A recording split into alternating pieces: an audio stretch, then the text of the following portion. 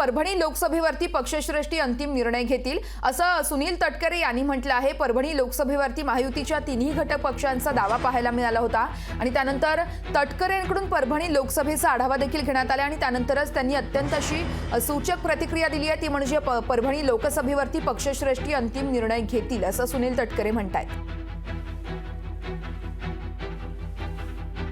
प्रत्येक घटक पक्ष त्या ठिकाणी आपापला दावा करू शकतं। जोपर्यंत बैठक होत नाही तोपर्यंत प्रत्येकाला आपलं मत मांडण्याचा अधिकार त्या ठिकाणी राहू शकतो।